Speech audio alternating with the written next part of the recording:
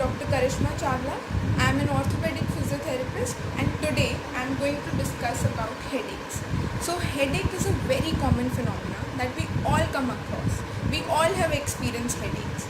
But do you know that headaches are of different kind and our treatment protocol will depend on which kind of headache we are having. So today my goal is to make you understand what are the different kind of headaches and how we are going to differentiate between them. So let's begin this session. So what are the basic criteria to differentiate between the headaches? So basically the headache is divided into primary headache and secondary headache. So the primary headaches are headaches that we are going to discuss today, and secondary headaches are red flag headaches. So these red flag headaches are the headaches that we have after some kind of major issue. Maybe there is inflammation in the dura, there is some kind of hemorrhage.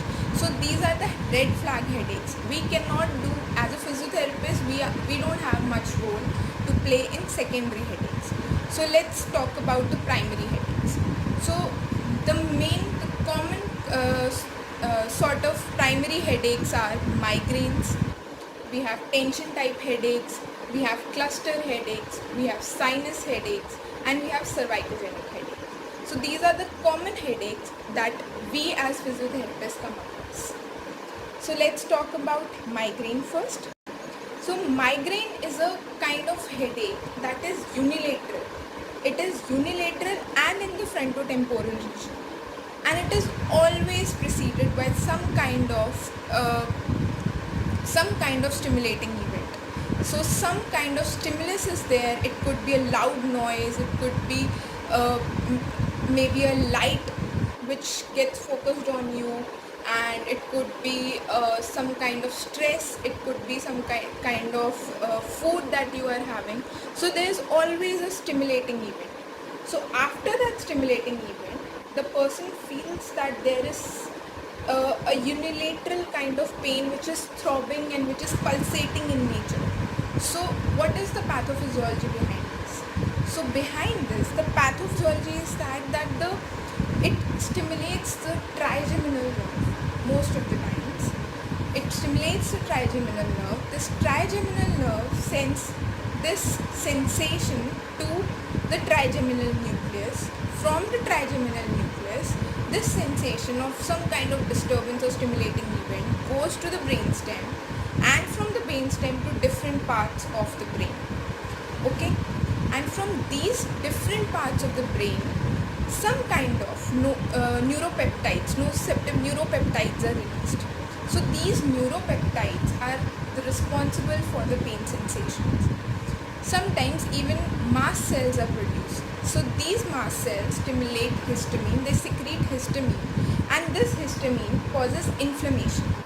Okay, so this inflammation, because of this inflammation, sometimes nitric oxide concentration increases, and when this nitric oxide concentration increases, it will cause inflammation in the vasculature also. That is why that pulsating kind of sensation is there.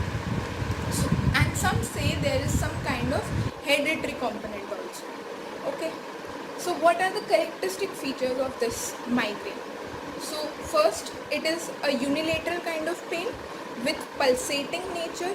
Also, it is in the frontotemporal region, and plus a very important feature of this kind of headache is that it has a side shifting tendency. So it can shift from right to left, left to right side. Okay, second, the intensity of pain is from moderate to severe. Okay, and this pain lasts from 4 to 72 hours. Okay, and also it is a kind of pain which is sometimes sudden, sometimes gradual. It is gradual only in case if it is followed by aura. Okay, so what is aura? Aura is the thing that is if the headache is followed by some kind of neurological symptoms. And what are these neurological symptoms? These neurological symptoms are those that the person might feel that there is disturbance in language, he is not able to comprehend the things, there is some problem in the visuals, he is not able to see properly, maybe the vision is blurry, and there is some problem in listening also. So these are the neurological symptoms that the person might feel. Okay. So without aura, the duration can last from 4 to 72 hours. So, and the pain is always of moderate to severe intensity, pulsating in nature, unilateral that we have already discussed. Then there can be some associated features. The associated features could be nausea, vomiting, or photophobia and phonophobia. What is photophobia and phonophobia? Photophobia is phobia from light. Phonophobia is phobia from loud noises. So, and always this migraine follows a certain pattern. So this pattern, in this pattern, the first phase is known as prodromal phase. This prodromal phase is a phase which happens around 24 hours prior to the actual headache. So in this prodromal phase, the person might just know that something wrong is going to happen, and he's having some kind of disturbance, he's not able to concentrate in his daily work, he's having some kind of disturbance like irritation. Then 1 hour prior to the main migraine headache, the person might have the aura symptoms, that are the neurological symptoms we have discussed. Then the main headache is there, which lasts from 4 to 72 hours. Then after the headache is the resolution phase. This resolution phase have a characteristic pattern that the person falls into deep sleep, and this deep sleep might last around 6 to 7 hours sometimes in some cases. Then after that, like alcohol hangovers, the person who's had migraine have migraine hangovers. So this migraine hangovers is characterized by malaise kind of feeling, fatigue and irritation, and a lot of like the whole energy has been drained kind of feeling. Let's talk about the most commonest kind of headache that we all experience. I'm sure that we all have experienced this kind of headache in our lives. This is the kind of headache that we have when we are stressed, we have worked a lot, we have a lot of workload, or we are working in uneasy environments. So this is a kind of headache that the person feels that there is some sort of band over here, and that is tightening. So there is some kind of tension all the time. So this kind of headache can be divided into 3 types. It is infrequent kind of headache, frequent kind of headache, and third, chronic headache. In infrequent kind of headache, the headache is the episode of this kind of headache is less than 1 day per month. Okay. Like then we have frequent kind of headache. Frequent kind of headache is that the headache is more than 1 day per month and less than 15 days per month. Okay. Then we have chronic type of headache. This chronic type of headache is more than 15 days per month, and or we can say more than 30 days per year. So this is chronic type of headache. So how does this happen? Here also there are some stimulating event, but they are not same as migraine. So here the stimulating event could be some kind of muscle spasm, some kind of position that we are having, a wrong position that we are sitting in for a long time, or maybe we have a lot of stress on us, we have a lot of workload, and these are the kind of stimulating event that we experience here. So in this, there is stimulation of the trigeminal nucleus. There is the same pathway that is followed, but here the mast cell production or the inflammation is not the case. Only the nociceptors are produced. So and also there are some studies that says there is problem in the supraspinal modulation, the modulation of information. There is some kind of problem in that. Then how does this headache look like? So this kind of headache is on the frontotemporal region, like from here to here, and it is a continuous kind of headache, and also pressing kind of sensation is there. It is always gradual in onset. It will come from very light intensity and it will grow, and the intensity of this kind of headache is always mild to moderate. It never reaches a severe level. Okay, and also that this kind of headache could be pulsating sometimes, but more commonly it is a continuous type of headache. And the associated features could be trigger points, or there is some kind of myofascial dysfunction. And this kind of headache is follows a duration that is from 30 to 7 days. It can last till 7 days, that is till 1 week. You can have that kind of headache continuously. So unlike migraine, this has a duration of 30 to 72 hours. For migraine, we had the duration of 4 hours to 72 hours. Okay. Come to cluster headaches. Cluster headaches are known as the most worst possible kind of headaches. These headaches are also called suicidal headaches. Why? Because there are some surveys which says that some people committed suicide because of this kind of pain. This pain was so intense that they got so frustrated and they lost hope that this is ever going to, this is ever going to go, and they committed suicide.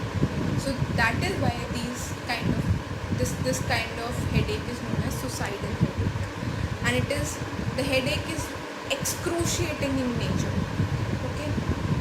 Here the underlying pathology is not much known, but there is some problem in the biological clock of the body, that is the hypothalamus. Okay. And also here there is no stimulating event or the aggravating factor, but there is some problem with the disinhibition of the nociceptors. So there is always some kind of inhibitory pathways that block the nociceptive sensations. But when all of these inhibitory pathways are taken away, and all the nociceptors, neuropeptides, all the pain producing events happen, so this pain becomes excruciating in nature. So this is known as cluster headache. It happens because of stimulation of trigeminal nerve. So trigeminal nerve has 3 branches. If I put it like this, so it has 3 branches. The first one is the occipital branch, the second one is the maxillary branch, and the third one is the mandibular branch. In this, the occipital branch is the one which gets stimulated. So that is why the pain is around the eye area. In the frontotemporal region, sometimes it gets radiated to this area, but it's mostly on the eye and on the one side. So, and also it is accompanied by Horner's syndrome. So what is Horner's syndrome? Horner's syndrome is when there is ptosis. What is ptosis? Ptosis is drooping of the eyelid. One eyelid is drooped like this. Then there is meiosis. Meiosis is constriction of the pupil. The pupil becomes constricted. And also there is lacrimation. Lacrimation is there will be the tear glands get stimulated and there will be tears. This is known as Horner's syndrome. So in cluster headache, we have certain characteristic features. That first is the kind of pain. The pain is from severe to very severe intensity. It is excruciating kind of pain around the ocular area, It does not have any aggravating features. The time duration of this kind of headache will be 15 to 180 minutes. Will be short, but it comes in episodes throughout the day. Throughout the day, 15 minutes के लिए we have this kind of headache. Then there is no headache for 10-20 minutes. Then again the person will experience this kind of headache for 15-20-30 minutes. Then there will be no headache, and again this comes in episodes, so it is very frustrating for the patient also. Then this kind of headache is always excruciating in nature, and burning pain is there. Something is like going inside and burning a hole inside your brain. That kind of feeling the person experiences, and it is always sudden in nature. It is not gradual. It is always sudden in nature. So this is cluster headache. Okay, so let's come to the most important kind of headache that as physiotherapists we should know about. This is cervicogenic headache. So this cervicogenic headache happens because of some kind of dysfunction in muscles, in nerves, in ligaments, or there can be some dysfunctional posture that the patient is attaining. So this is the kind of headache that we have the biggest role in treating. So for understanding the cervicogenic headache, we have to understand some basic musculature. For that, I am presenting you with this diagram. So in this diagram, you can see some muscles. I am going to explain. So we are going to discuss the suboccipital muscles. So suboccipital muscle, there are three muscles in suboccipital muscles, that is rectus capitis, obliquus inferior and obliquus superior. And full name is obliquus capitis inferior and obliquus capitis superior. So rectus capitis inferior, you can feel on the hollow region. If you palpate just below, this is the occiput. If you palpate just below the occiput, you will feel a kind of hollow region. In that hollow region, in this region, you will find the spinous process of C1. Actually the spinous process of C1 is not palpable, it is rudimentary. So that is the place where you can palpate the rectus capitis minor.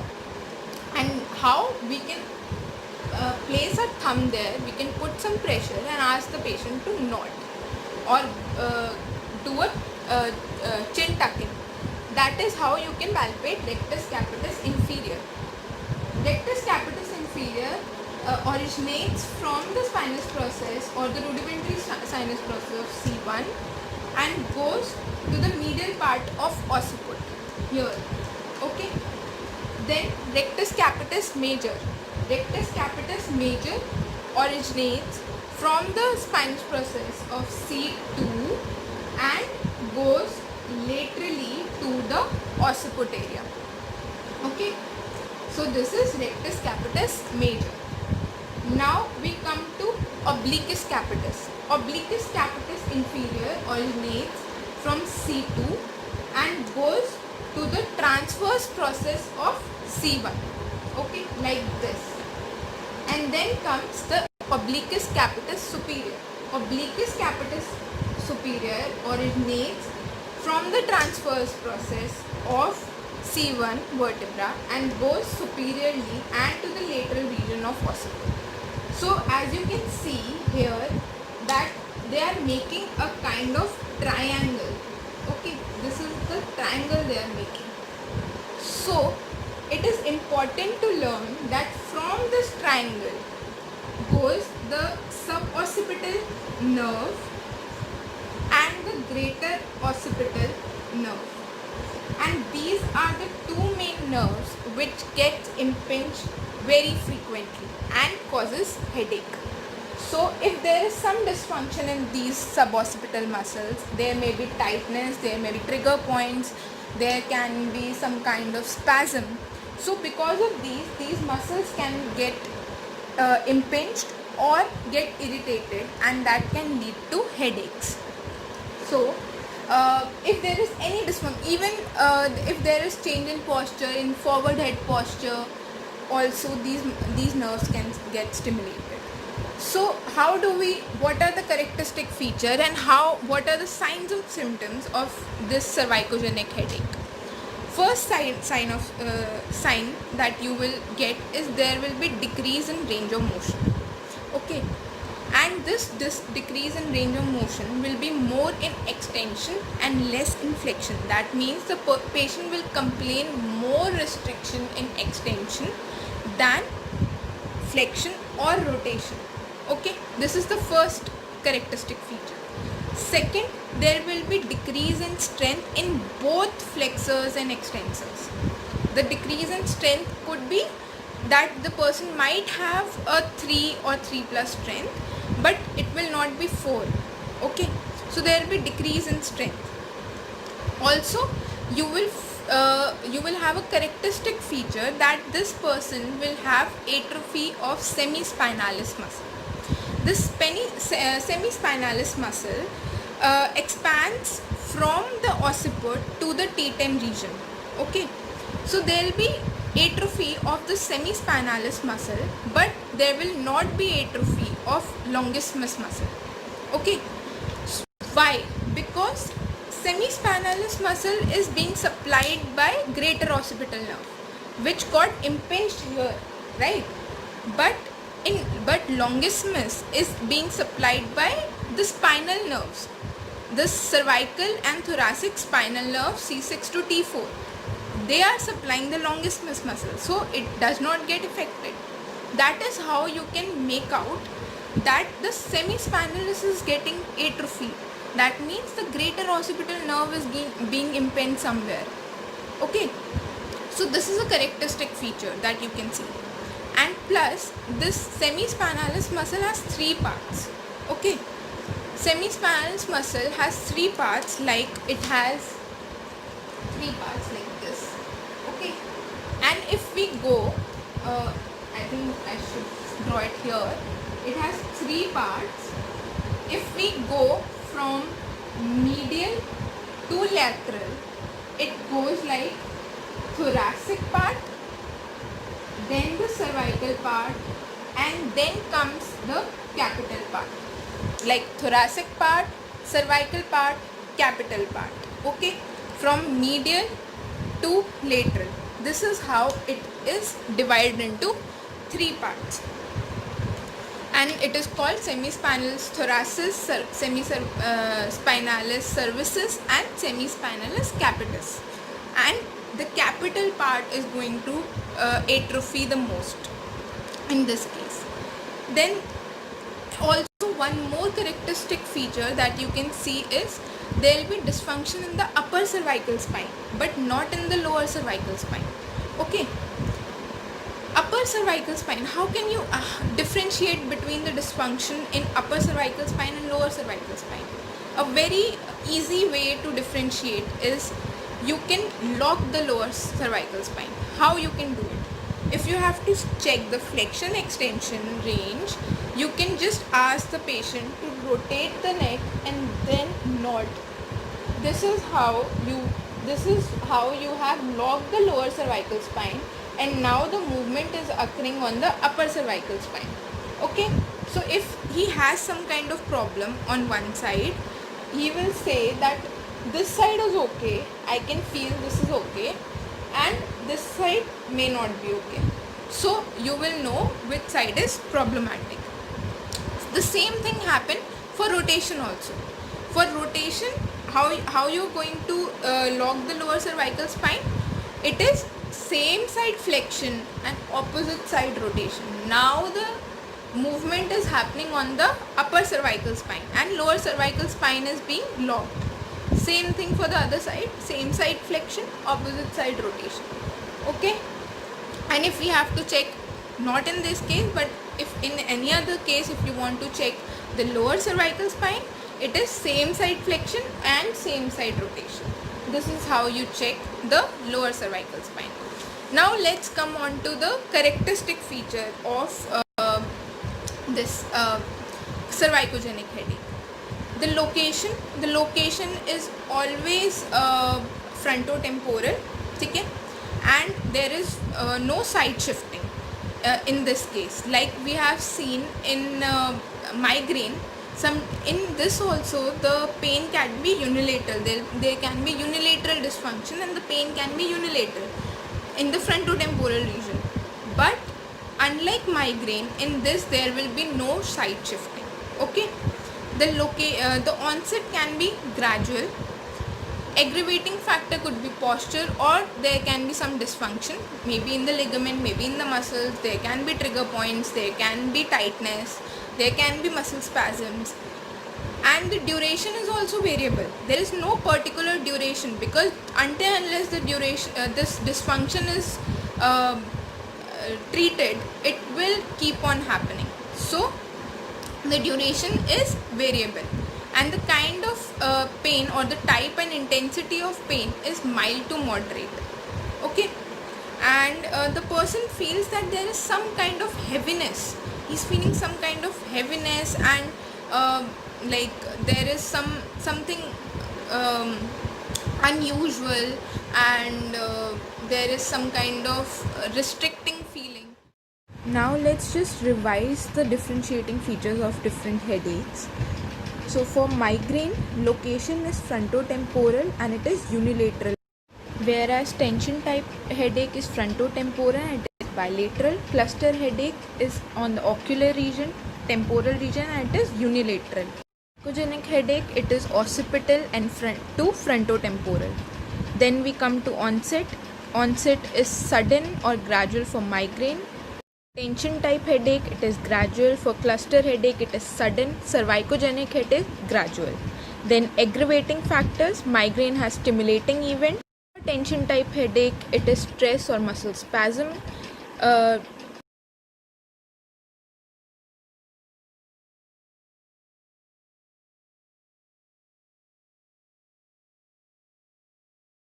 Feature is duration. For migraine, it is 4 to 72 hours. For tension type, it is 30 minutes to 7 days.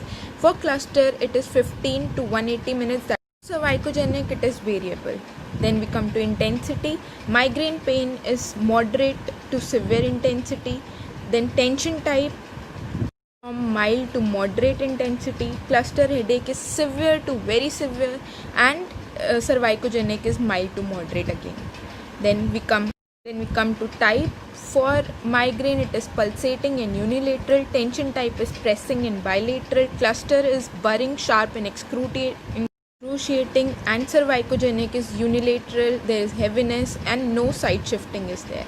Associated features: for migraine, we have aura, nausea, vomiting. Then for tension type, we have trigger points and myofascial dysfunction. Then we have cluster. For there we have ocular disturbance. And last but not least, we have cervicogenic headache, where we have muscle spasm, trigger points, and tightness.